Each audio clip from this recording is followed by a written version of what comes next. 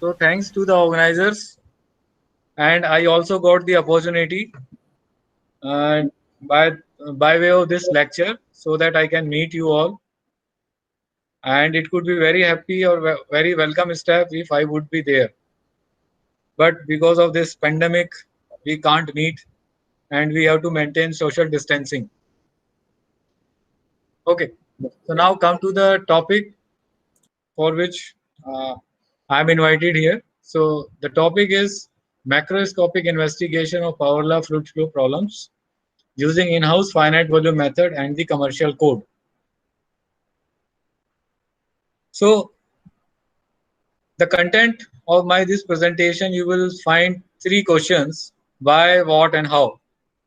So during this these three questions, you just see why I want to use finite volume method, what is this, and how we are going to implement this finite volume method to real life problems. And the problems you will be seeing here, those are the benchmark and the advanced problems.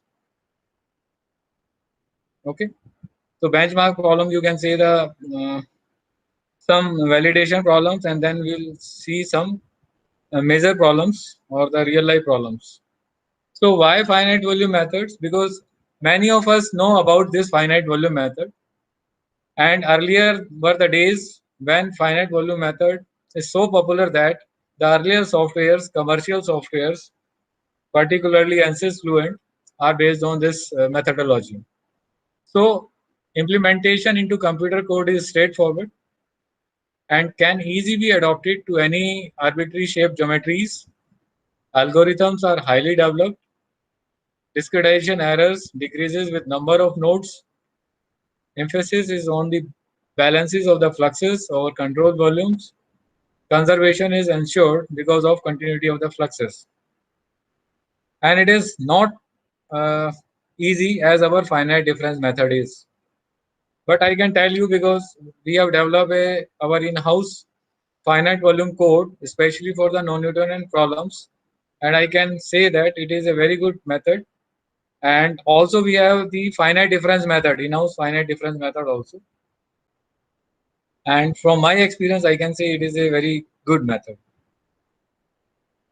So what is finite volume method? So you will see the very crude steps here, and otherwise it involves, uh, if I say, 7 major steps.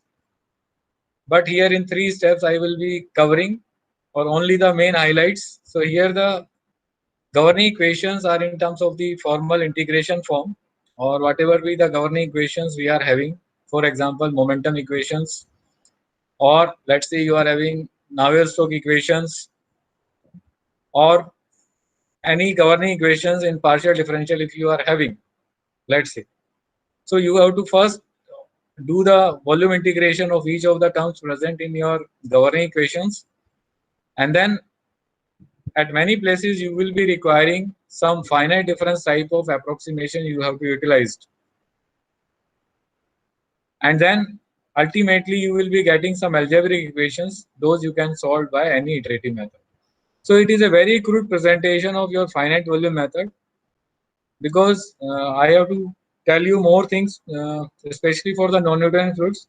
So I have restricted to these 3 points only. Now the implementation part. So this is the implementation part. So how the non-Newtonian power law finite volume formulation is taking place. So I only kept here the power law non-Newtonian model. So you can deal various models also, but specifically I have kept here because many of us aware of it, and also we can make a very good, uh, very versatile uh, code, our own code. So governing equations. So these are, you just see that in previous slides I just explained that whatever be the governing equations, for instance, you considered that we are having your Navier-Stokes equations. So those Navier-Stokes equations, if you see before that the continuity equation, the differential form you can recall very well. But if you take the integral of the first density terms or the density gradient and the second term, the divergence of velocity terms, then you will see some volume integral and the surface integrals. So initially I talked about that we have to do the volume integrals for each of the terms, but we will see also the surface integrals. So the simple methodology, you just see that. So whatever be the control volume or whatever be the geometry available to us, accordingly we have to act. Means if I am focusing over a two-dimensional square cavity problem, let's say, or a two-dimensional challenge problem. So whatever be the space available to us, the most of the information available on the surfaces.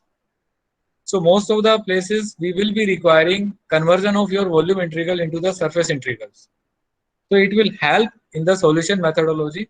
So you are having, instead of volume integral, you also having the presence of the surface integral, because wherever you are having the surface, capital S is your surface. So we have to utilize the surface uh, information available to us. So in general, let's say we are having any arbitrary domain of volume V bounded by a closed surface S, and then your convection diffusion source term in integral form can be represented in the equations 1 and 2. Equation 1 is your continuity equation, and equation 2 is your momentum equation. And also, because this talk is mainly focused on the flow, but I can also say you here that this is both for momentum as well as energy equation. In the next slide, I will try to give you some way how this will be act as a energy equations. So here bold u is your velocity field, velocity vector, which has two components u and v in x and y directions, and gamma phi is your diffusion coefficient, or you can understand viscosity, or this s phi is your volumetric source term. Now we will require some more understanding at least for this momentum equation. So now you just try to recall your, let's say, x momentum equation. You just try to recall. So if you follow me, first term is your time derivative term. Let's say del phi by del t, or phi is my variable. It could be velocities,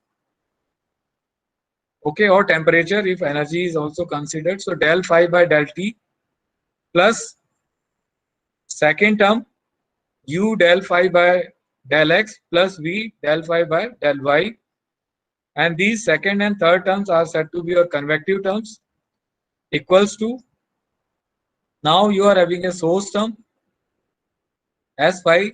Generally we identify it as minus del p by del x. Let's say your minus del p by del x is your s phi, plus you are having some diffusion terms mu by rho, and in bracket you are having del square u by del x square plus del square u by del y square, and some more terms. Because we are dealing here the power law fluid, some more terms will be appearing. So now in a compact form, because it is the first slide to understand with, so this is phi is your variable, it could be velocities, temperatures, and now this term you just see, this is your convective term, okay, and this is your diffusion term, and I said that you can recall by mu, or the constant. Gamma phi is your constant and del phi is your, or gradient phi is your, it is a gradient, and now this is the source term. So in next slide we'll see some simplification to it. Means we are considering here the incompressible fluid, and just take the form of equation number 1 as equation number 3rd. So we are having only the presence of surface integral u dot ds equals to 0, and here you just see the, we have divided by rho density, and you just see this. This is the equation which can represent your momentum equation and the energy equation. Now I will give you the expanded form of equation number 4, and the bottom box, you can, rectangular box, you can see that the complicated form of your source term. So I have given you that minus del P by del X we know for the Newtonian case. But when you simplify the above equation for the case of non-Newtonian power law fluids, then you are having some more coefficient, or that is a constant also. And here you are having a velocity gradient. Here you are having a viscosity gradient. Eta is your viscosity, and some more additional terms you can see.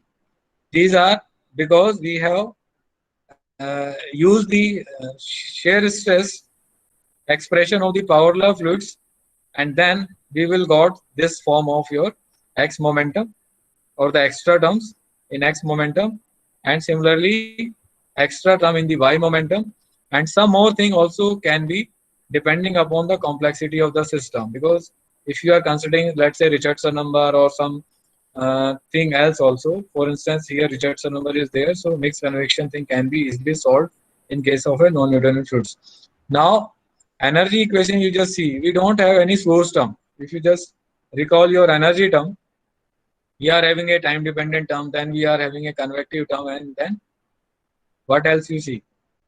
So you do not have at least your source term here, so that is S5. That is why I said that this is the compact form which can represent your momentum equation as well as the energy equation. So I hope it is clear to all. So now we'll see these 3 and 4 equations once again after 2 and 3 slides, because these are the equation which is applicable for the entire domain. And there in the next 2-3 slides we'll see that these equations we are writing for a control volume, for each of the control volume, and then we try to see the solution part. So now this is the rheological equation which I have utilized here. So this is the shear stress, how it is uh, written in a mathematical presentation, and this is viscosity is presented, and second variant of rate of deformation tensor is considered, because other variant are 0 or about to 0, you can say that. And this is the expanded form of your second invariant of rate of deformation tensor, and here we are having the velocity gradients. So this equation, please keep in your mind, we'll again see it when we do the discretization, and there also this is the form, or very simple form, we'll see that, and we'll see how we can utilize in our program or in your computer program which we are interested to make, and various other things you must be knowing about. So n less than 1 shear thinning pseudoplastic, n equals to 1 Newtonian, n greater than 1 shear thickening, or the dilatant fluids. So if you have any questions you can ask me, because I am taking very fast these cases, because you know already these things.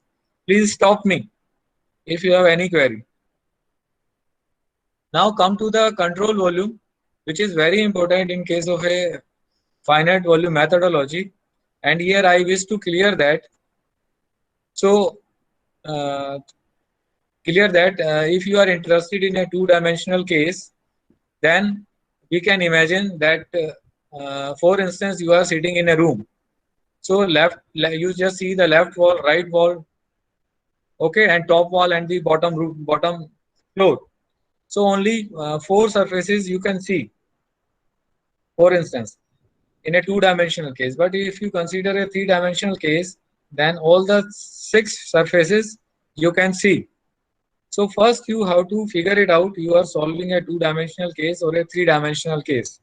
So I'll give you the picture of both the cases, and then we'll see how we can utilize the information available to us.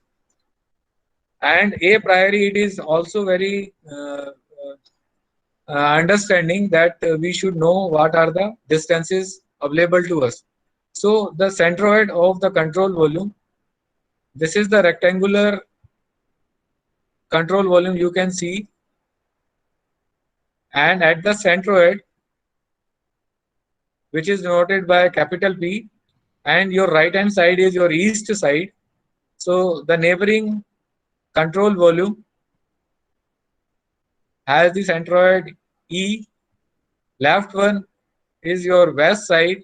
The centroid is W, and topmost is has a centroid capital N, and bottommost is small, oh sorry, capital S, that is the south surface or the south centroid.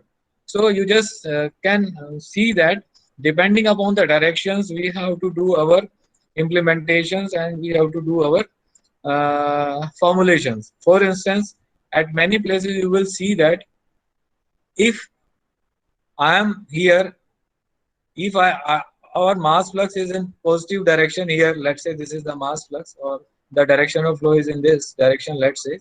So it means we have doing some operations here on this phase, and we are utilizing some centroid values also depending upon. So now you just see first of all what are available to us. So we are having the centroid values, and at the centroids, all the values of the phi, velocities, temperatures are known to us. So these are the only information which are available to us by, let's say, the by initial guess. We know that, but also we will be requiring these phase center values. So this is the east phase, and the phase center is denoted by small e, or small letters you will see are denoted by the phase center values. So small e towards east side, towards north side you will see small n, towards west side you will see small w, and towards south side you will see just the small s. And also you will see the unit vectors in each of the directions, and these unit vectors, for instance small e, are very important because, as I said, if I am working on the east side or on working on the east surface, then we have to utilize this surface area of this face. So in order to identify the surface area of this face, these are very helpful. These unit vectors are very helpful. And also by grid distribution, we know that delta x is the grid size in x direction and delta y is the grid size in y direction. And the distance between the centroids, for instance, capital P and capital W, because it is the west side, you can write this delta x W, and which is towards east side, you can write it as delta x small e. And towards north side, you just see that delta y n, and similarly towards south side, you just see that delta y s. So you just see that how important our directions are in the case of the finite volume methodology. So this is for the two-dimensional problems. And now you just see the three-dimensional complicated case, and the room example I have given you, where you are sitting in your office or in your room, wherever. You just can imagine all the six faces you are having. So more complicated picture you can see that, but the simplicity lies if you correctly name them. Means if you correctly name all the faces, all the centroids, and accordingly you just define the spacing between the centroids. For example, delta y, or in x direction delta x, and in z direction delta z. Okay, and similarly this is a three-dimensional space, delta x, delta y, and delta z. Also you know, and you initially know all these values. So now my question is, what are the initial things we know? So initial things we know, those are your grid size. It means delta x and delta y we know. Okay, and also we can calculate what is your distance between the centroids. We know that. So now in finite volume method, you will be requiring the surface area of each of the faces involved. For instance, in two-dimensional case, so all the faces surface area you know, and which is required, and also the volume of this control volume is required. So before before doing any computations, you have to calculate or you have to determine all the surfaces. And as I said, in x direction, you can say I and j are your unit vectors in x and y directions. And similarly, here you can see that the area of each of the face, you can see that, and volume, you can see that if you are solving then 2D case, then the area would be like this. Otherwise, in general, we know that it is a delta x, delta y, and delta z. So these things in the beginning itself we know.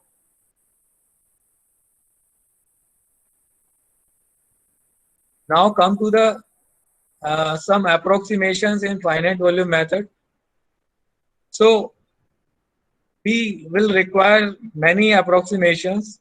Majorly two approximations we will be requiring, because if you have recall the first slide where we are having the volume integrals, where we are having the surface integrals in the governing equations. So why we will require the approximation? So first we just try to see what is the information available to us. You just see that what are the available values initially. We are the values available to us are the centroid values from the initial gas, as I said. And if I will be requiring some value on the surface, let's say on the east surface, and hardly what we can get if I do the arithmetic mean, or if I just do the arithmetic mean of this centroid value and this east face centroid value or east centroid, then we'll get the values at the center of this face. So on east face at the center, the value I can get by the linear interpolation or for the arithmetic mean at the center. But if you want to calculate the exact solution, we will be requiring values at every point on this east face. But that value is not available. We will be available values is only at the center of the face. So that is why we will be having some approximations here while we are calculating your surfaces values. And some subsequent also approximations will be requiring when we are doing the linear interpolations, or when we doing some calculation of the gradients, because in diffusion term or the diffusion flux we will be having gradient. So that gradient also we have to approximate here.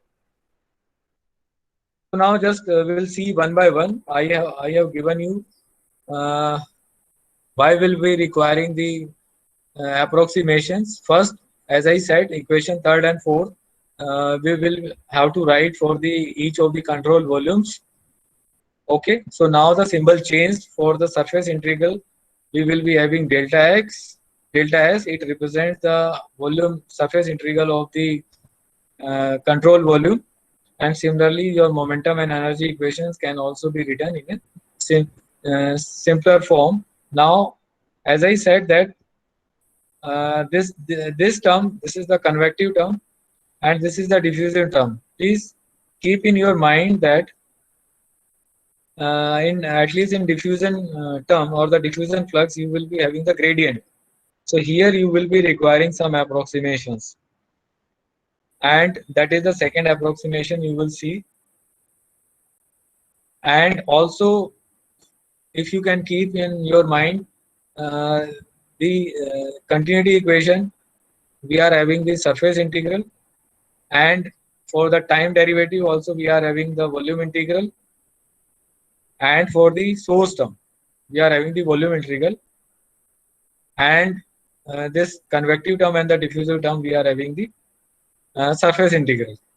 So now first approximation is your surface integral, and we are having the surface integral at the here for the continuity equation, and here also for the convective and diffusive term. So in the next slide, you will see that I will use only one capital FCD symbol for both the terms. So whenever we will be requiring the convective flux, then I will put it as rho u phi, and when we will be solving the diffusive flux, then I will say that is my convective flux, that is your FCD. So I am talking about this FCD. So this will represent either convective flux or the diffusive flux. Now you just see that this is the surface integral, and it could be your convective flux or diffusive flux, because we know that for both the terms we will be having the surface integrals. Now means surface integral means I have to utilize all the four faces, because I have considered here the two-dimensional case. So now you just see the values. F is varying from, or this approximation can be written for in this way, that summation over all the faces for east face, west face, north face, and the south face. And this FCD, as I already explained, that it could be this, because the this arrangement will give our gives us flexibility, that when I am solving for the convective flux, then I will make only one subroutine, let's say, or in a simplicity you can make a simple subroutine, and with very little change for the convective flux or the diffusive flux. But ultimately you have to make the two subroutines also, but it gives some flexibility in the solution part. So convective flux, because various schemes also will see, that is why we will be requiring to deal it separately, and the diffusive flux also. And approximation involved, I already mentioned that only the information at the centroid is available to us, but information uh, ideally we should have at all the points available on the faces, but that is absent. So that is the one approximation here. So the simplest approximation is the midpoint rule, in which the mean value over the surface is approximated by the center face value, that is FCDF. Now we will be using that. So, and this F denotes the all the faces, means it could be your east face, west face, north face, and the south face. Now in the next slide you will see the simplicity in your convective flux or your continuity equation. You just see the equation number 6. Simply you can write that is nothing but your FCDF delta X delta SF. It is written for the faces, and now we will finally write it as okay. In the next slide I will tell you. And one more thing, this is we have approximated. Okay, so this is the approximation sign.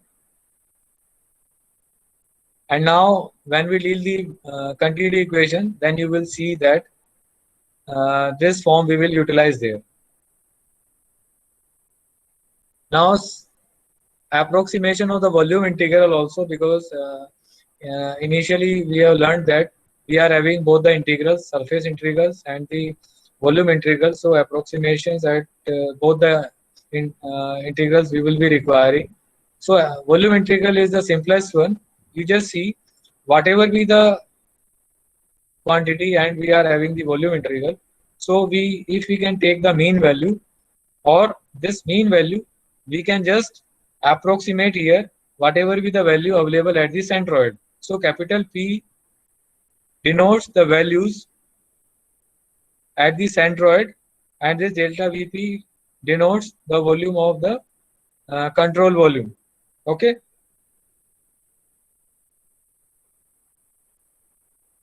So now second approximation is your interpolation and the extrapolation and the differentiation. So for example, your interpolation, for instance, we have calculated the phase center values. So where we have utilized the linear interpolation in order to determine the phase center values. So that is your interpolation. And in diffusion flux or in your diffusion term, you are having the gradients where you are using some approximations, and those approximations are nothing but your finite difference type of approximations you will be using, and more specifically you will be using central difference approximations there. Now after approximations you will see the discretization process. So first you will see the continuity equation, and you can very well recall now the continuity equation. You will be having your surface integral, and you just see that this is the surface integral. So like the same way as I performed for the convective flux and diffusive flux, and also many times I speak for the convective terms. So the procedure is same, because in continuity equation you are having the surface integral. So the remedy was that for each of the faces we have to expand this, and we have here written as the summation over all the faces, and it is represented for the fth cell phase, and uf is the velocity defined at the phase center.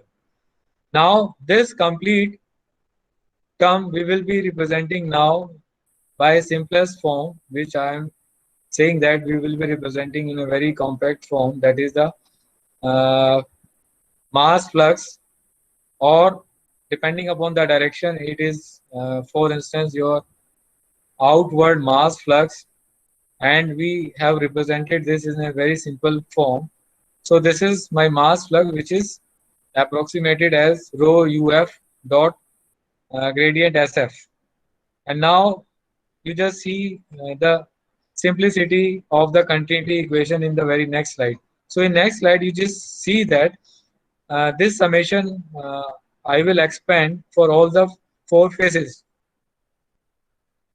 and each of the faces there also you just try to recognize that when I will write for the east face, then small f will become small e, and then for west face f would become small w, and for north face it will become small n, and for small s for the south face. Now just see that the simplest form of your continuity equation or your mass flux is your summation over capital F, and it is written as Fe plus Fw plus Fn plus Fs. And Fe you can write very well. Your Fe is your rho ue dot delta Se, and similarly this. So this method also can be extended for three-dimensional also. So here two more phases will come into the picture, or two mass fluxes will also come for the top phase and the bottom phase. So six terms, and in 2D case we are having the four terms. So this is the continuity equation. Now we'll see the momentum equation, or we can say the generalized equation, because that is a general, so general that we can write for momentum, for energy separately, and for velocities. Okay, so we also know that time derivative, here we are having a volume integral, or this is a volume integral term, and the approximation is the same as we see in other methods when we study a finite difference or other methods. The same way we have written here also, and s plus 1 is the present level where we want to compute the values, for instance the velocity values phi, and s is the old level, the values are already known to us. So these are some we can take many things common here, and our target is to compute the values of or determine the values phi p. Okay, or we are seeking solution at time level s plus 1. So this is again the simplest way we can write a rate of change term. Now you just see the next two terms. After time dependent term, you are having a convective flux and you are having a diffusive flux. And I said that we have to deal with them separately because of some reason. So first you will try to understand that this is the convective part, and now we try to rearrange it after approximation in such a way that, because here we are having a surface integral, so we have to write it for each of the faces. For instance, four faces. So I have written in this way, and now here we already know that F, capital F, small f is your mass flux. Okay, or if you can now recognize that this is your mass flux, which is rho u f delta s f. So you just see, so this equation we have further simplified using the mass flux, and now we are having the value of phi f at the face. So this is different from the value which is available at the node at the centroid. Okay, this is f. So phase values we need to calculate here. So that is why we have to deal separately. And further we have make it compact, more compact by utilizing FPC. And this says that it is a convective flux. And this convective flux represents the sum of convective flux over all the faces of the control volumes. So here the challenge is to calculate the phase or the phase value of this phi f. Okay, and one more thing, I just want to explain that we have arrived a very compact form of this convective flux like this. Similarly, we will see when we are solving your diffusive flux in the subsequent slides, we will be writing that diffusive flux as FPD. That is your diffusive flux. So here you just see that uh, now the in subsequent slide you will see how we will calculate this phi f, or this is the value we need to determine at the phase center. Phase center is your, it could be your east phase center, north phase center, south phase, or the and, or the any remaining phase center values you can determine like that. So now you just see that various schemes are available in order to determine your uh, phase center values. Okay, first we try to see the very simplest scheme, that is the first order upwinding scheme. You just see that you can see three rectangular boxes here. This is the upstream uh, control volume, and this is some darker one is your desired control volume, and where I am having the equation where we are solving that particular equation, governing equations, and this is the uh, downstream control volume. So you just very well can understand that uh, means the total cavity problem, or your room where you are sitting, you can divide, or you have to divide that room in various control volumes. So because of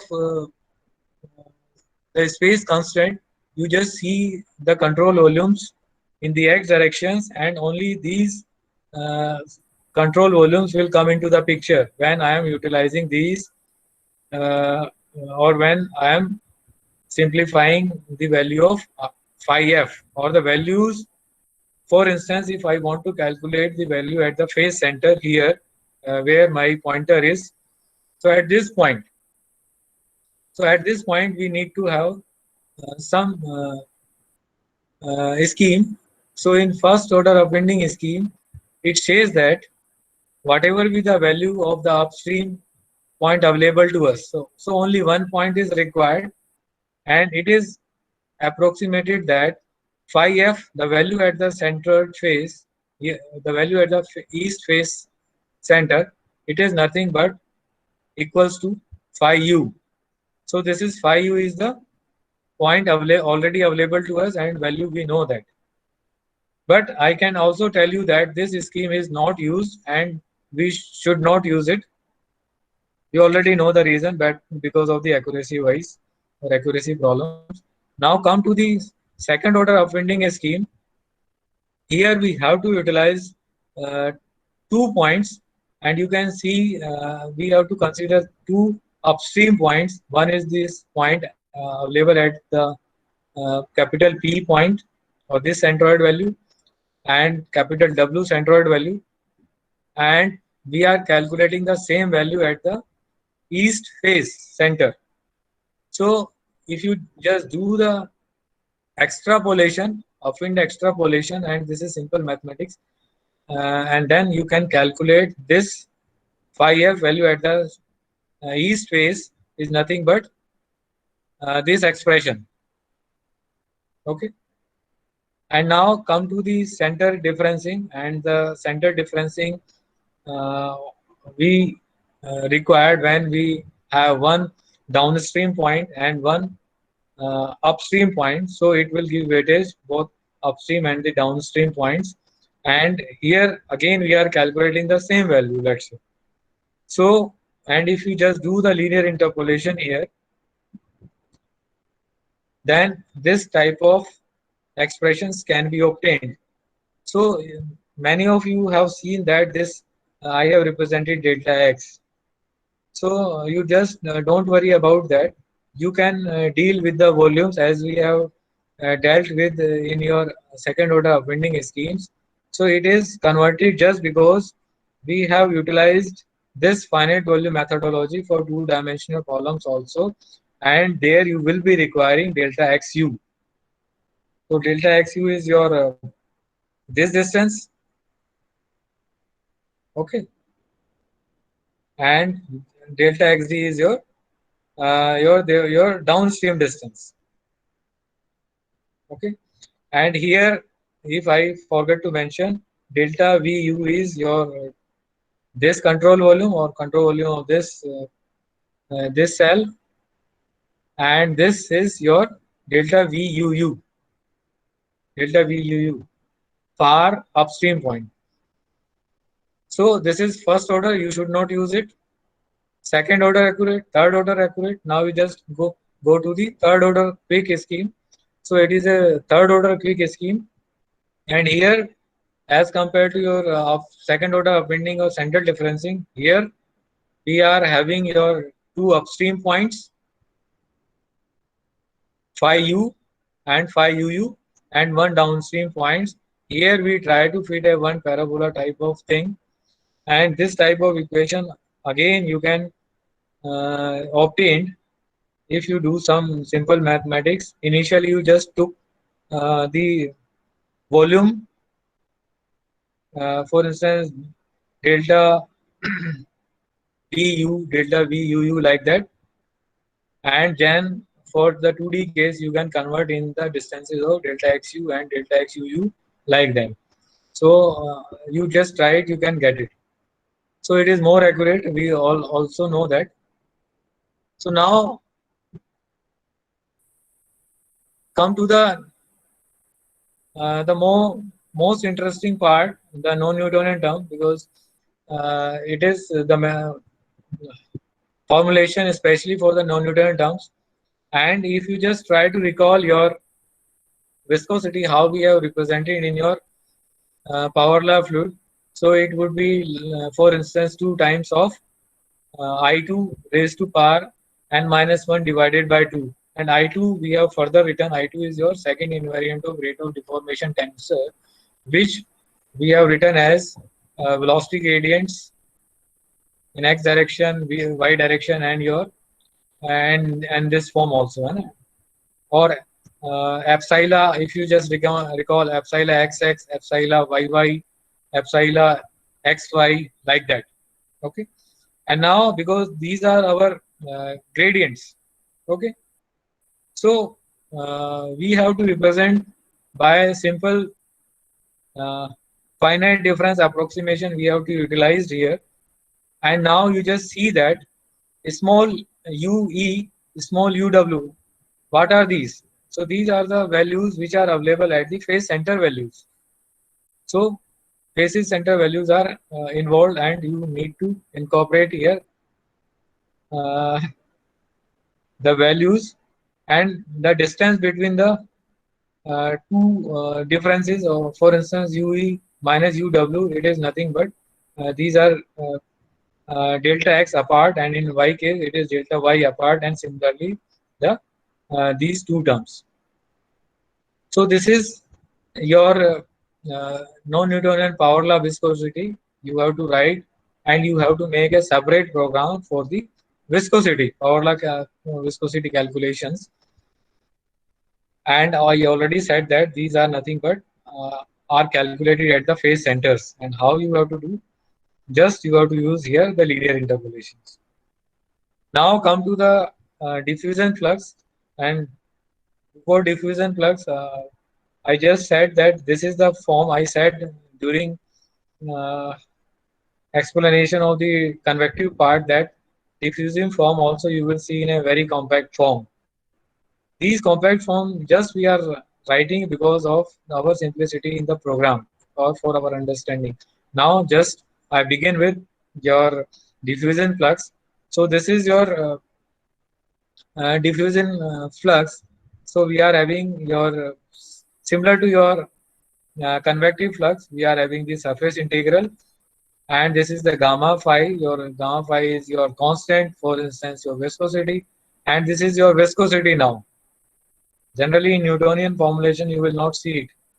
And this is your gradient, and this is ds. And now, surface integral we have to approximate for each of the faces. For 2D case, 4 faces, and now I have written like this. And all the constants I will take common. For instance, here the common thing is gamma phi. And now you just see that gradients I can write in this way depending, or you just see that if I expand it, and we have to expand it for the 4 phases. So this is for east phase, this is for west phase, this is for north phase, and this is for south phase. And now you just go back to east phase. This is the viscosity at east phase, and now you just see this is the gradient you have to calculate at the phase. But in viscosity calculations we have utilized the uh, phase values, but here you just see the difference. Here we are utilizing the values available at the centroids, and the distance between the centroids is already known to us, that is the delta x e in x direction, and if you go in y direction, that would be delta yn. And this is the surface area of your east phase. And similarly you just expand it, or you just write for the remaining phases. And now here also, if you are interested in three-dimensional case, again 2 more terms are required for the top phase and the bottom phase. And I already explained that in approximations also, we have seen that when we are having a diffusion flux, then you have to write a finite difference type of approximation, the same thing. And the same information we have utilized here also. So finite difference, understanding of finite difference is also very important for this method, because many times, at least in the simplification, we will be requiring. Now you just see, we have written this in the form of a very compact form, that is FPD. So why I am telling again and again that diffusion uh, flux we have written like this, and convective flux we have written like this, capital FPC, because finally all the terms we have to put together in an equation, and then we have to implement some methodology For instance, you will be utilizing semi-implicit methodology, semi-explicit methodology, or whatever you are interested in. So everything we have to kept on same equations, and then we'll see which type of formulations we have to employ, and then also we'll think of the uh, uh, particular methodology. Okay. So at one place, all the terms we have to represent. That is the main objective also, or the simplicity. So now come to the other important term, that is your source term. This is also very important term, I would say that. So one best example I have presented in the second slide of my presentation, where I have said that this source term is, you can recall very well, that is minus del p by del x, or in a generalized form you can write gradient of p with unit vector ni, let's say. So there also I tried to explain from my side at least that the x momentum equation, what would be the complicated form, what would be the complicated form for the y momentum equation, or similarly you can extend those equations for the z equations also, or the z direction also, and for the energy equation. So that is why all the flexibility you will be getting with the help of this source term. And similarly, you just see that one Richardson number also you have seen, if some of you must have seen. So that also I have incorporated in this term. So whatever be the complexity arising in your form, in your problem, you have to accommodate in terms of the source term. So I would say that it is a very important term while solving your problem with the help of this methodology. So now come to the source terms. So in source term, you will see both type of means volume integral as well as the surface integral. So in the formulation, you will requiring both the things. You will requiring volume integral as well as the surface integral. And volume integral, uh, uh, uh, from approximation, you can very well understand that volume integral was very simple. So whatever be the term available, we have to calculate at the centroid. So as phi at p, and this is the volume of that cell. Simple. So now we will write it in a more specific way. So now we'll write that as a gradient of p with your unit vector. And now you can approximate it. As I said that you have to write everything whatever available to us at the centroid. So the same thing I have written at the centroid, and multiplied by with your volume of the cell. So this is the one way uh, we have to utilize it. Okay. And now one more thing I forgot to mention in the beginning itself. When we have to convert your volume integral into the surface integral, then one theorem, that is the Gauss divergence theorem. So we have to utilize a Gauss divergence theorem. So initially, please correct me if I said something wrong. So initially, each of the terms, either it is a time dependent term, convective term, diffusive flux, or diffusive term, or the source term. So everywhere we have a volume integral. And then with the help of your source term, or with the help of your Gauss divergence theorem, some of the volume integral you have to convert into the surface integral. For instance, you have seen the convective flux and the diffusive flux. So please correct. Now you just see here we have employed in the next slide the Gauss divergence theorem, and now you just see that this is the uh, uh, surface integral by utilizing Gauss divergence theorem, and now you just see it is simply P NIDS.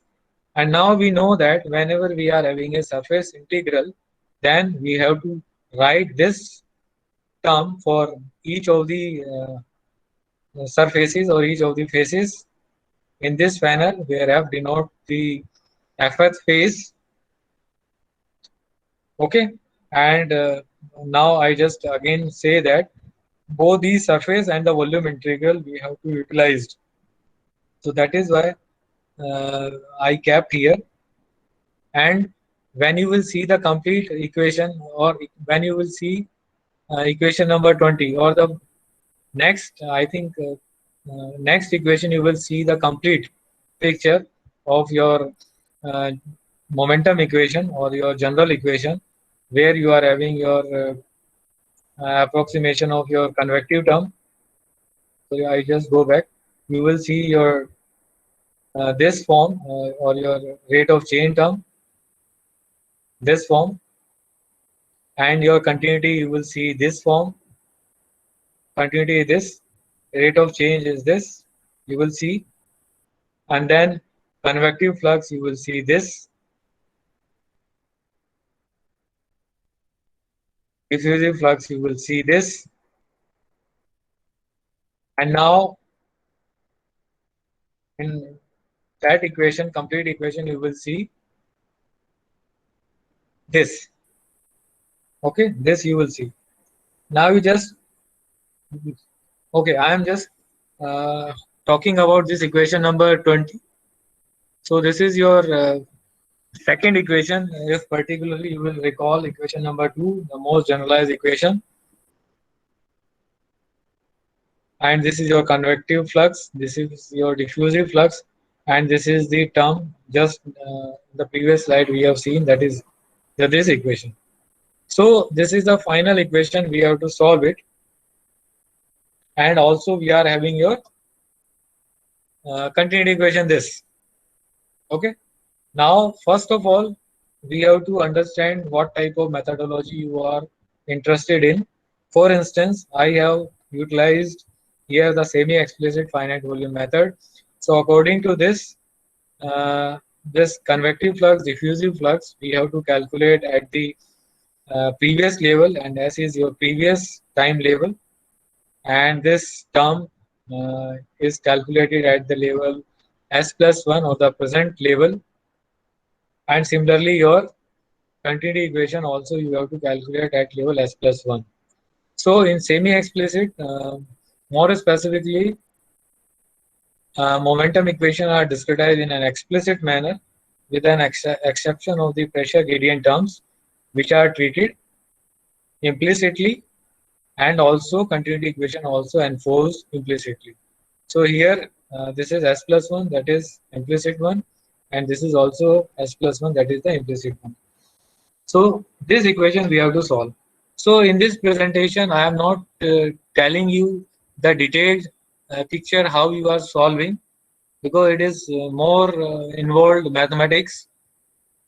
But what are the fundamental involves you have learned, and you have arrived in these situations and in this compact form, and that is most important as compared to the solution of these things. Okay, I'm just telling and try to mention here. So also one more thing, you just see that this equation number 20 also includes the non-Newtonian terms, where when we have written your diffusive flux, so we are where we are having the non-Newton eta, you just recall. Now, so the methodology which I said that I have utilized the semi-explicit finite volume method. So you just see that I am just giving a very crude presentation how we have solved it. I am sorry, I am not explaining you, because it will take another 2 hours at least to explain that. So in a very simple way, two steps you have to implement. First, you have to implement as a predictor step, where you have to predict all the velocities, or you are predicting velocities from the discretized momentum equations using the previous time velocity fields. And in second step, you are correcting your velocity fields, or finally here you will be getting the corrected velocity fields. Also, you have to satisfy the continuity equations to the prescribed limits also. What prescribed limit you have to utilize, that also you have to fix. And again, this also already I have explained that here we have utilized the quick scheme, and Also, if you are interested in your solving your energy equations, you can make a solver as a segregated solver or a coupled solver. You can think of depending upon the problem. You means both the things you can incorporate here, and some more things also. Convergence criteria also you have to set. For instance, I said -10, but it is just for my purpose or just for a specific purpose. I'm not saying this is the right choice. You can uh, fix it, and also you have to give the time step size. You have to march in time, or these are the time marching type of columns. Now, So, sir, this is Arijit. Can I ask you a question? yes, yes. Uh, Sir, it's very nice that you have explained the whole algorithm because it's very difficult to. I have done in-house coding earlier, long back, and I know how difficult it is to get convergence in for even not even a predictor steps, but a simple algorithm. So I use TDMA and all. So my question is that we are not using any turbulence equations. Is it only for the laminar flows, this Okay, code? I yes, yes, yes. You can say I have not incorporated here the turbulence. Okay, but then But you can solve it. You yeah, have yeah, to write your equations, and in the same way means you have to do the volume integrals. What are the means I have explained in a slide where I just try to explain that if you are having the complexity. For instance, I considered only that the most of the audience is our chemical engineering audience. I'm sorry for that. right. So No, no, no problem. uh, I kept majorly the non-Newtonian part. But if you are having any complex system, for instance, your turbulent problem, your combustion problem, you Yes, can just write down the equations and try to simplify the integrals, volume integrals, and also you just see where are we are having the surface information involved, and depending upon what I explained, you just try to. But in this presentation, I have not kept the turbulence part. right, sir. Thank you. And sir, why we are using explicit method? I mean, semi-implicit method I have gone through, but semi-explicit, is there any specific reason why we are using semi-explicit method? Okay, here also there are so many choices. Huh? We studied many methods, semi-explicit methods or implicit methods, pure implicit methods like that. And my simple solution to your question is that it further depends upon the problem. For instance, for a particular problem, for instance, if you are having a time-dependent term or you're having an unsteady term, okay. Yeah, So in unsteady term, you have to see which method is giving the best results in terms of time. right. So if you made already your implicit scheme, you have to check what time it is taking. And if you have also made the code using explicit scheme, again you have to check the explicit schemes. And I have checked. I just Yes, complete. Let me give one yeah, more minute. sure, sure. So so I found it. Uh, Maybe not for the turbulent problems. I found it for the unsteady state problems. I found it. I have employed both the explicit schemes and the implicit schemes, and I found that the explicit schemes takes lesser time as compared to the implicit schemes. And the results are also matching the. Yes, Okay, results are as accurate as your implicit. okay. But here one disadvantage I can tell you that because if you talk about the results also, here you have to take a very uh, or accurate choice of your delta t time step. Yes, So yes. very small delta t you have to check, even though we got a lesser time in the computations. That is the problem. Yeah. Okay, okay. Okay, sir. And I'm non-Newtonian problems not. generally we use explicit. Is it like that, or for your specific problem, explicit was giving taking lesser time? That's why you Again, I am because saying that you have to check. Again, I am saying that you have to check because we have checked it for our problems or for our geometries. I will show you some of them, not all the geometries, where at some places you will be requiring the explicit schemes are better, but at many places implicit schemes are very accurate or very better. right. Again, it is a Okay. choice. I am not figure it out that this scheme is best or this scheme is best. No, both the schemes are equally good. Okay, sir. Okay. Thank you.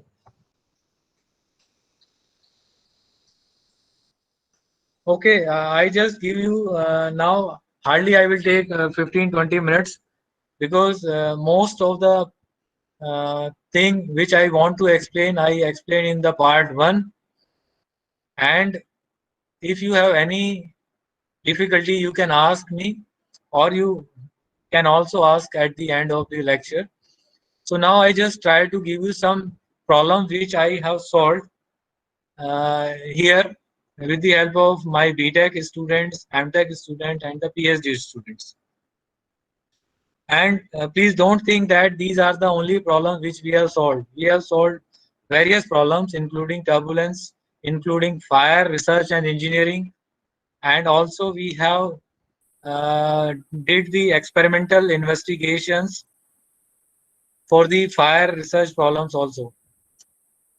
Okay, so this is just for the presentation purpose. You just see if you are having any query, you can ask me. I hope I will answer those queries. So this is a very interesting problems, and I generally present this slide because when I was in my PhD, so this uh, slide actually means attracted me very much, and I generally kept it. So it is this is available in your book by Leonardo or Jedrovic book. If you have, you can find this picture in the in that book. So now you just see that some of the flow and heat transfer problems you can investigate, and many of the problems and all of them I or we have simulated here in our labs. For example, external flow problems, you can consider that. As I said, this is the part two. It covers both the fundamental or both the benchmark and the advanced problems. Okay, so it will be covering your flow over and heat transfer over single and the multiple bodies of various cross sections and fire. Now you just see this is the new thing for maybe many of you. Fire around various objects like plywood crypts, and then internal flow problems. You are having again single and multiple object problems, and this flow and heat transfer in various channels like T channel, pulsating flow inside human blood vessels like arteries, and here also we are working, and this is a fire in a compartment involving creep fire. Now these are some of the problems I kept. Now you just see this again, this is a very fundamental slide. So I'm not saying that all these are important for all the equations. For particular problem, these are important. Okay? And you have to also figure it out when you have to use this type of things. But everything here is written in a dimensionless form.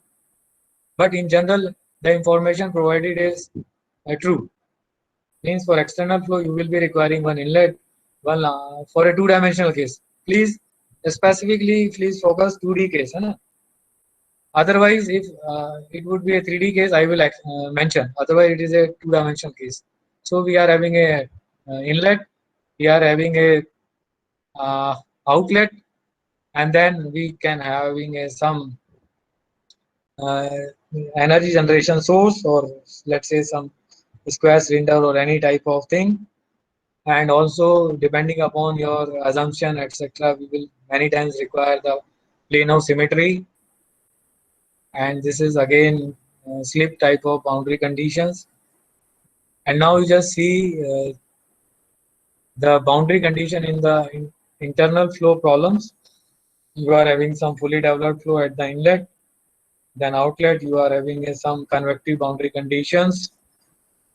Upper wall is a no slip conditions. Again, if you want to implement symmetry in the flow, then you can again cap it like that.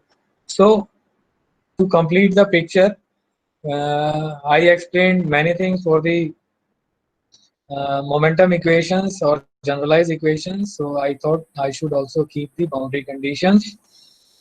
Now I will show you the problems. So this is the first problems I just investigated when I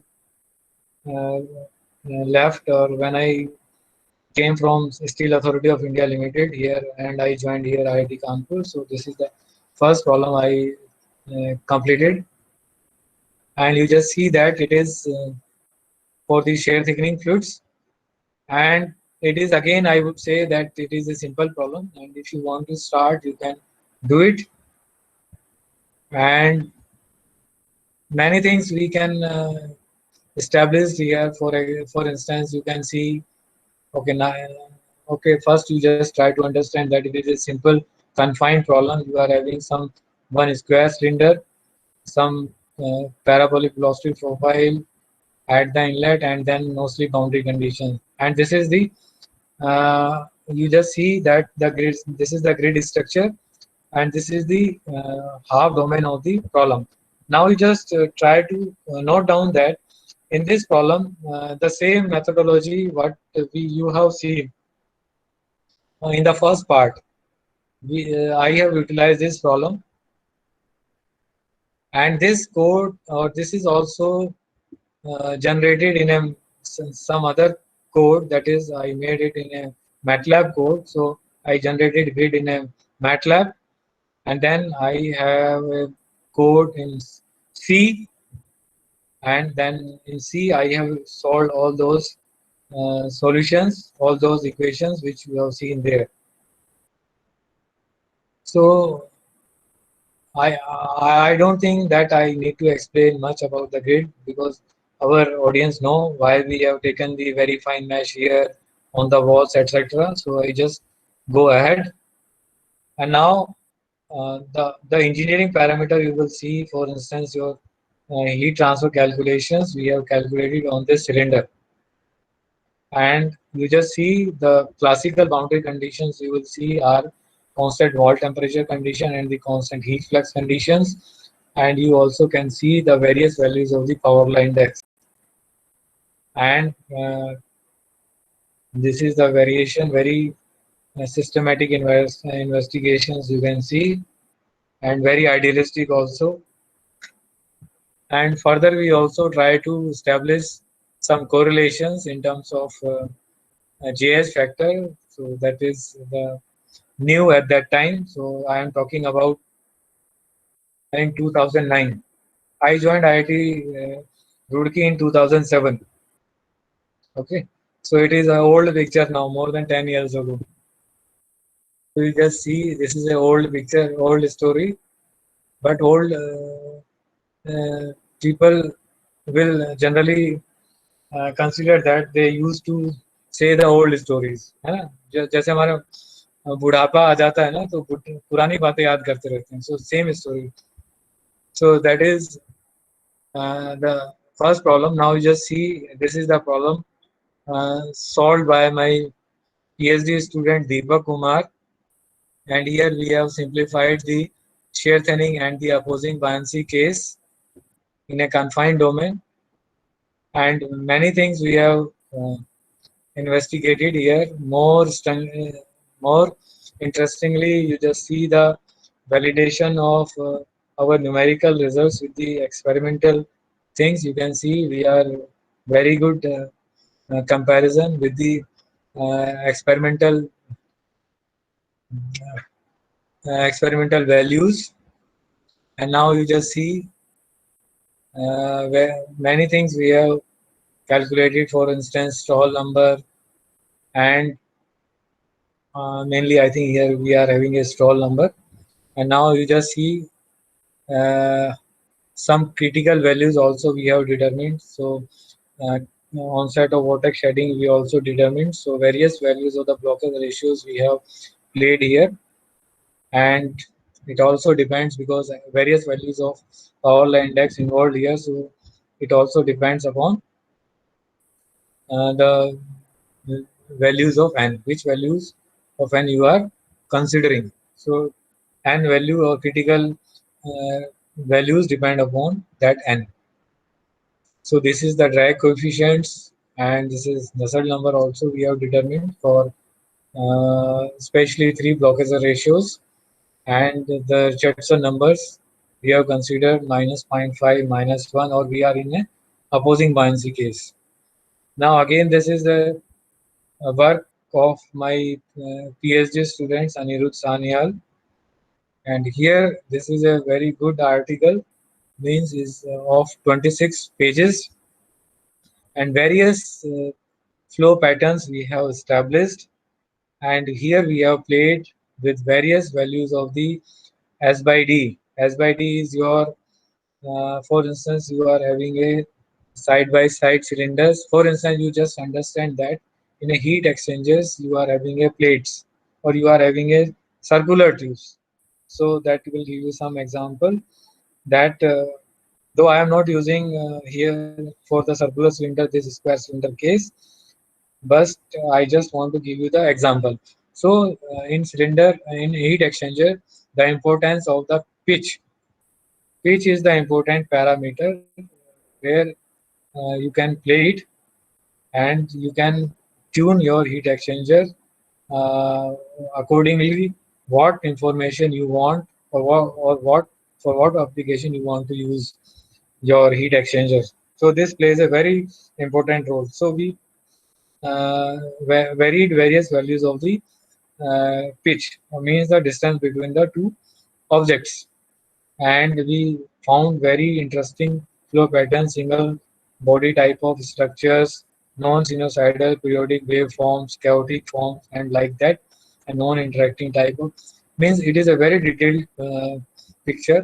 If you read the article, you will see there. So these are some streamline patterns you can see here, and some frequency plots also you can see that power law spectral density also, Stall number value calculations also how it is uh, behaving, and obviously you just see that depending upon the value of the gap ratio or the distance between the two cylinders, you just see here. So drag calculations also you just see, and in another paper by Sanyal we again calculated interesting phenomena for the Nusselt number variations, because at many places you want to increase heat transfer, at many places you do not want. So it depends further, it depends upon the applications where you are, and this S by D ratio will give you some flexibility to make use of it. So the again very interesting paper, that this is the third paper by Sanyal, which is also selected as the editor's pick choice, and it is again a very interesting paper. You just see it is of 37 pages. So many interesting flow behaviors, flow patterns you will see here. So I cannot explain each of the things, but each value of the power law index will give you some very innovative information which generally not reported yet. So So now means whatever be the applicable for the non-Newton, whatever be the applicable for the Newtonian case will not be applicable for the non-Newtonian case. This is a true story, and in this article you will see in detail how and why. So now some more interesting. This is Vineet Khandelwal is my BTech student, and we started this problem in 2015. So in a 6 years, sorry, in a 6 months, or I would say in 8 months, he solved this problem. So that this is a laminar flow of non-Newtonian shear thinning fluids, and only shear thinning we have considered. Uh, Reynolds number we have considered 5 to 200. Power law index only. Shear thinning behavior we have explained, and that time it was a very interesting paper. So many followed paper you can see based on this article. So it published in 2015, and this is the schematic diagram. It is very simple. Here we are having the inlet, and this is my main branch, and at the right hand side you see the side branch, and in side branch also you have to see the some vortex generations, and these vortex generations we have plotted here in terms of the wake lengths, and you just see that variation of this wake length with respect to the power law index as a function of Reynolds number. You just see that how it is varies, and also we have investigated, or we have seen that when we have the larger values of Reynolds number, something around 200, then we are also having the formation of the secondary wakes here. So here you just see that the flow patterns by way of streamlines, and now you just see that the formation of, as I said, the formation of secondary vortex in the main branch. This you can see here some formation of vortex, and here also in at a 200 you also can see that.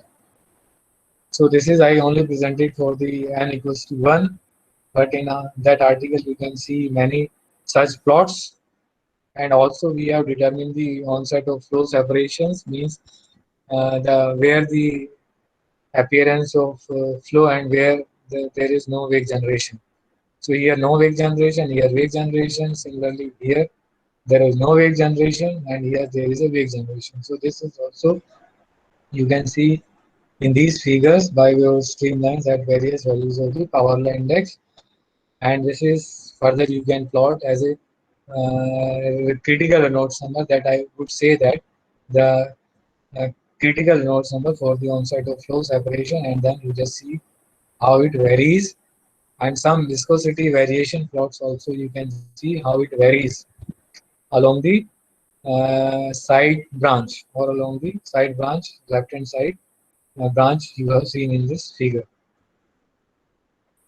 So this is now just come to the last paper. I hope it is the last paper. Again, you just see the contribution of MTech student. So he's a Neeraj Parthasarthi, and he considered a row of cylinders, multiple semicircular cylinders, and specifically again this Reynolds number we have considered a fixed values, because our intention here is to majorly deal with the spacing between the cylinders, and you will see various things you will see, but mainly I will try to explain in terms of the streamlines. And one more things also here, the goal was in a row there could be n number of cylinders, but we can't deal with the n number of cylinders. You must have some optimized situation of the cylinders. So we have figured it out that if in a row, if we are having a 7 number of cylinders, then those are the optimum number of cylinders in a row. And you can think of for the heat exchanger application this problem. Okay. So, so 7 number of cylinders, we have fixed it.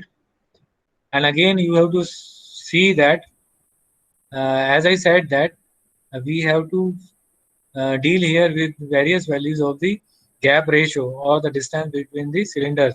That is epsilon by d, or s by d, I talked about in the previous problem. So this is uh, epsilon by d at 10. You just see that we are having a 7 number of semicircular cylinders, and you just see how the streamlines are varying in the left hand side, and in the right hand side all the cylinders are behaving as a isolated cylinders. And this phenomena we found that uh, the interaction of the shear layers, we found that when the S by D is less than equals to 4. So if the distance between the cylinders is up to 4, then you are having the shear layer interactions.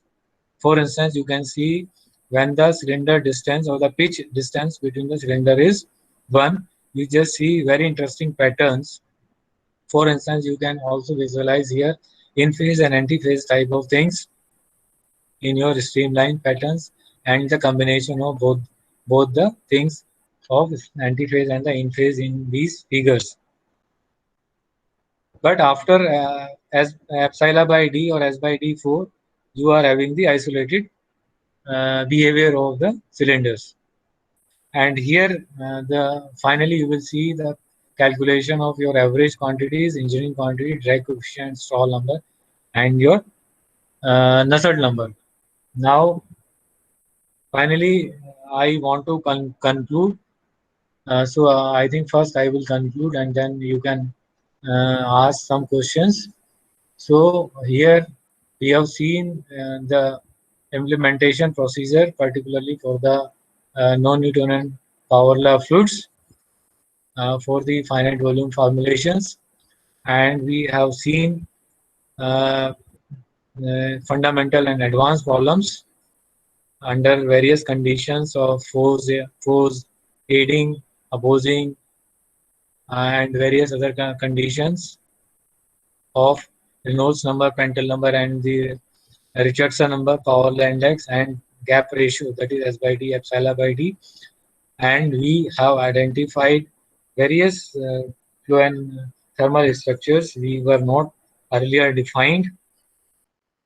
And then we also determine the onset of flow separation and onset of unsteady transitions, especially for non-Newtonian power law fluids, determine various engineering parameters, and many a times we have established the heat transfer correlations to calculate the values for new applications.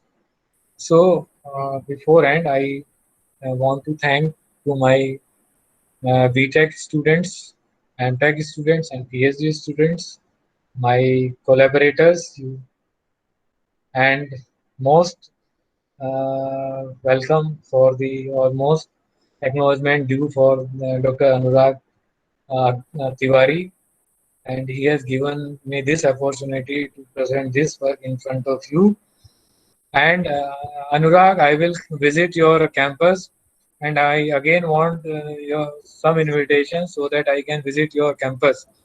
Sure, sir. And uh, finally, I also thank to the organizing team in organizing this event. I know there are so many pains are involved in organizing anything. So so much regards for all the team members from my side. And finally, my very much thanks due to the my friends. I would say all are my friends for your kind attention, and stay healthy and stay safe. Okay, thank you very much, all of you. Thank you, sir. Okay. So, I end here. yeah. Now it's time to audience. So maybe participant. So now it's your time. You can ask the question if you have. Okay, sir, I have a question. Please, Okay. please. I'm Dr. Debojyoti Chakraborty. My question is, what is the physical significance of source term, especially in momentum balance equation?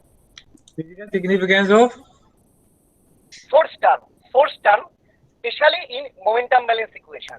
force. You have mentioned source term. Source You term. have Okay. mentioned in the Source source term. term. Source term. So my source term is so much dear to me. Why I am saying Devajit? Because any complications you can handle with the help of your source term. For instance, with the help of simple thing, means in a Newtonian case you are having minus del p by del x, for instance, in your x momentum equations. But in your presence, I explained everything taking non-Newtonian, highly nonlinear equation in the source sum itself and explained everything to you. So you can very much understand that that is the significance of your source term. Yeah. Every complications you can handle with the help of your source term. Okay. Okay, sir. Thank you. Devjit, Devjit. Okay, go on. Okay. Okay. Another question. Hello, sir. This is Arijit Ganguly Okay, from okay. Ahmedabad. Good afternoon. Good afternoon, sir. हाँ sir, It बताइए. was really nice. आपने इतने अच्छे problems explain किए हैं. बहुत ही difficult problems है. I am also in fluid dynamics and heat transfer for last 15 years. So I Thank hope you, you sir. are correct, huh? really nice to see that you're using in-house code and solving these problems. So I would like to just thank you and acknowledge all the work that you have done in physics of fluids, numerical heat transfer. These are very difficult journals to publish, and that Thank you, itself sir. shows Thank you. that how much of in-depth fundamental knowledge is there. So thank you for that. I mean, I don't have any doubt. Thank you so much. I am not means मैं इतना काबिल नहीं हूँ. Thank you so much. No, it's from bottom of heart. So I am Thank also you. faculty in Ahmedabad University, and Sir, I request you please drop me a mail. sure. Thank you so much, sir. No, please mail me. I will wait for your mail. Definitely, sir. Definitely. Thank you so much. Thank you very much. Sir, I think Joydev Mukherjee have some questions. हाँ, Jaydeep, Yeah, please. I think he typed some question in the chat box also. I will see. I will see. Hmm. हाँ.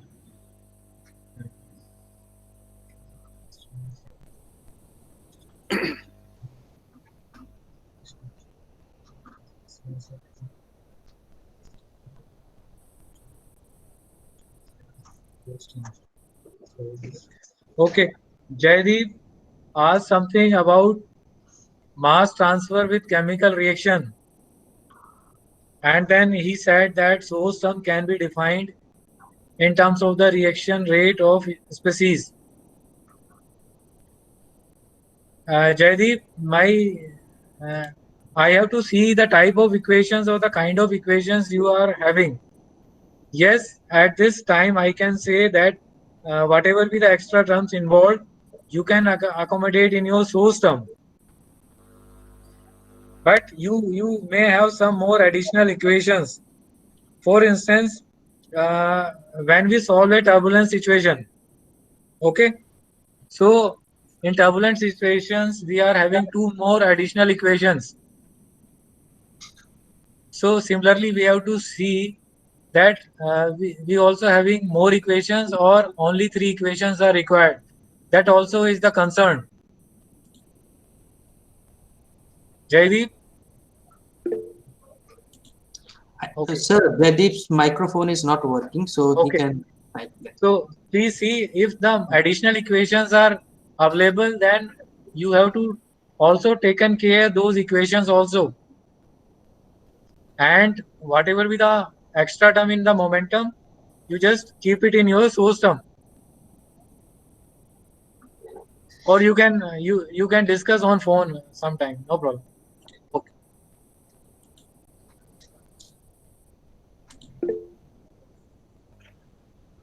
Okay, Amit, I can ask some question regarding porous media. Ah, yes. So you have done something on porous media. Yes, So yes. initially we are approximating the porous media flow by the Darcy law. After that, Yes. there is some corrections. Okay, and Yes. when we are using the flow in porous media using turbulent model, is it possible? I'm just curious about it. I never do it, but I am trying to do it. Question is your when you are using a turbulence in porous media. Question is your you Yes. want to use turbulence with porous media. Yes. That is. Yes. Uh, I think there is no issue actually. I think we can do it, but I can tell you that still we are having some main challenges in our heat transfer case. I am saying that. Oh, actually, I am facing that. That's why I'm asking this question. Because And related to this question, one more thing: when we are calculating Nusselt number at the surface of the cylinder, then that is the main challenge. yes, yes. So That is the problem we are still facing. I can Okay. tell you, Okay, it okay. is here if you are using, let's say, if in terms of ANSYS, if I am talking about, Mhm. it is very difficult to implement. No, I am using COMSOL for it, Yes, and then you can do it. I am facing one problem is that whenever we are taking the Nusselt number at the surface of cylinder, we need to exclude the porous material, or Yes, yes. we need to consider which one is the right approach. Actually, you have to consider because porous media is already there, Okay. so you can't avoid it. No, no. But In that case, where there is a no solid boundary at that particular line, so in that case we have to remove it, I think. actually, in porous media, we already facing so many challenges. I can tell you. Okay. From last 1 year, we are stuck with the heat transfer problem. I can say we are Okay. very good in the flow behavior. Yes, yes, yes, Okay, yes. but Yes. in heat transfer there is a problem, Okay. and I can say that Vinash, at this moment you are also having some challenges, Yes, yes. and hopefully you can discuss with me on phone. Sure, sure, sure, sure, sure. Then I think both can resolve this problem. Sure, sure, sure, sure, sure. And Definitely. currently I don't have this Okay. remedy to this question. Okay, okay.